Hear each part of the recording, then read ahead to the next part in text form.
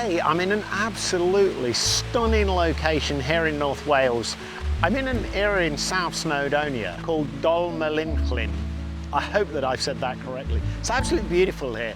There's a series of waterfalls, and I was here the other day. It was absolutely amazing. I did a scoping out session because there's some stunning waterfalls. It's not quite in as much flood flow today as it was when I was here a few days ago, but it's still absolutely beautiful. Today I wanted to talk about waterfall photography, and specifically the reason for this is that we often, and me included, take a lot of photographs of waterfalls where we just look directly at the waterfall. We don't look around and add context to that. We try to capture the grandeur of that waterfall. So in today's video, what I really want to do is look at how to add context. And one of the ways that I have figured that this can be done is to frame the waterfall. I'm going to be taking a series of images today up the stream. There are a number of smaller cascades at the bottom surrounded by rocks. And then as we go up through the woodland, the waterfall gets grander and grander and bigger. And so what we'll do is we'll take a series of both small and large waterfalls and try to frame each of those and see how we can capture a different context. The sun is out today. I'm hoping it's not going to give us too much contrast. It's supposed to be a bit more overcast, but it is out. But the waterfall is in a really good flow mode. It's not quite as good as I say as when I was here scoping it out for the floods, but it's absolutely beautiful. So let's go to our first location.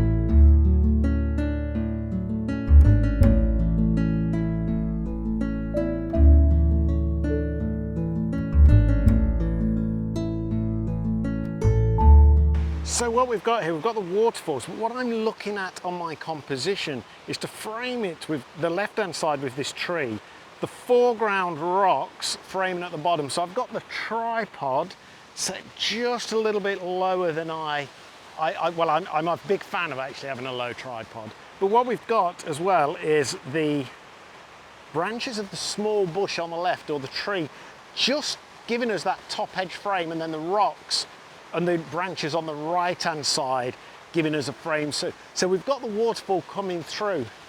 Now I'm going to do this in two different composition modes. One is I'm going to capture it to exclude the water exiting to the bottom right, and the next one I'm going to just zoom out a little bit and just include this exit point of the water as it flows through.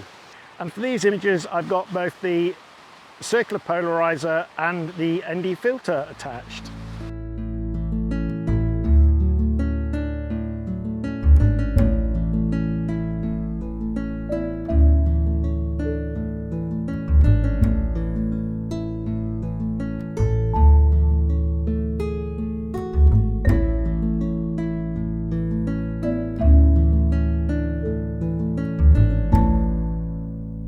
There's a big debate about what shutter speed to use. I'm a big fan actually of longer ones. There's a lot of people preach maybe the wrong word, but there's a lot of people that recommend just using half a second for waterfalls. And I kind of understand that, but actually in water like this, where it flows slowly between the falls, a longer exposure is far, far better.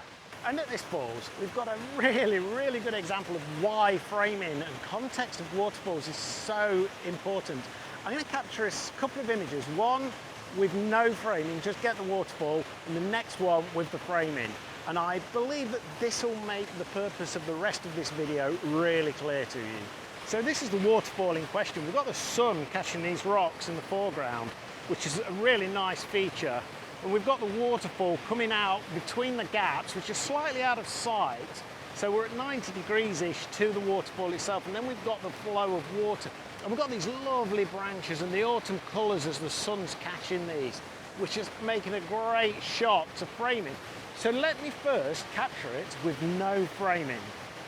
And as you can see, with no framing, what we have is we know it's a waterfall, but actually we've got no context to the image itself.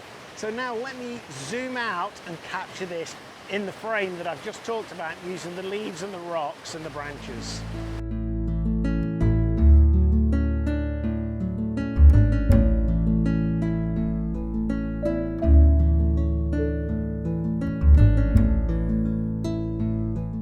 Okay, so I'm at the main waterfall now. It's absolutely stunning. There's two really big tiers. Just let me spin the camera around for you. So as you can see, we've got the main falls in the distance. There's kind of 3 or 4 tiers of that. We'll go up to that in a second. But you've got the main fall here. It's not in flood today. When I was here scoping it out less than a week ago, this was absolutely roaring. And then the water comes down through this in an S shape. Now this is a pretty typical, this is kind of like the viewing point that most people will take their images. But I'm going to take one from further back. And this is a pretty typical image. It's taken from the viewing point. I'll just take a slight step back so you can see. This is the viewing point. This is a pretty typical image. This is where a lot of people come to take this from the viewing point. But as I said, I'm going to reposition my camera back there, and that's where we're going to take the image from. So as you can see, I've actually set up my tripod and my camera a little bit further back. I just see this as being absolutely critical to the success of this image. To get the tree on the right framing the waterfall, the bank on the bottom, and then the trees on the left really embracing the whole of the waterfall.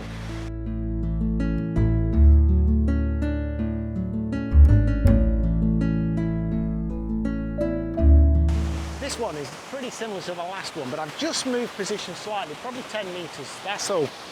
And what I've got, I'm a bit closer to the actual falls themselves. So let's take a little look at this and we'll get on with that. I'll just spin the camera around, there we go. I want to explain why I'm doing this one, which is kind of a repeat of the last one, but it really, in my mind, really reinforces why you need frames for waterfalls. So what I'm going to do is I'll take an image without any framing at all, and then I'm going to take an image with these trees, and the branches make some amazing patterns above the falls. The falls comes down through the 2 layers before it goes down to the bottom right, but we've got this framing of the tree on the left and on the right, and also we've got this giving us a clear cliff or riverbank in front of us. So let me show you these images, and I think this really reinforces why framing is critical.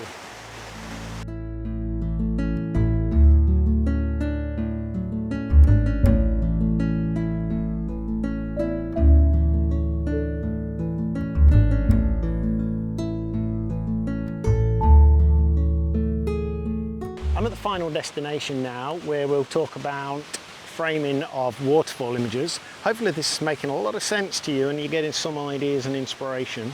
We'll just head up this little path just here to the top of the waterfall, and we'll get our final set of images. I'm in the final location right at the top of the second tier of the falls now. It's absolutely stunning. But what I really want to do is I want to capture a framing actually using the waterfall as the frame. So what I've got here, first image is going to be a typical full frontal, probably not the right phrase, but a full frontal of the waterfall as it cascades, leading in from the small falls at the top as it filters into the 2 main sections of the falls here. So let's capture that and take a look. Now that's I think that's an okay image, but I don't think it's that great. So what I'm going to do is I'm going to zoom in. And what I'm going to do here, let me just spin this around again for you, is we've got the falls here. The first image was these 2 coming down here. What I want to do is use this one and this fall here as a frame, bringing the water in from the top, framing it on the left, framing it on the right, as those cascade down through the image. So I'm going to capture that, and I reckon with the colours, the white of the falls, the black and dark rocks, I reckon this, I'm going to show it in both colour and black and white. And this will be my final image from here, the final set of images. So please, if you found this useful, please remember to like and subscribe. Your support is massive and it really helps the channel grow on YouTube. Thank you very much for watching.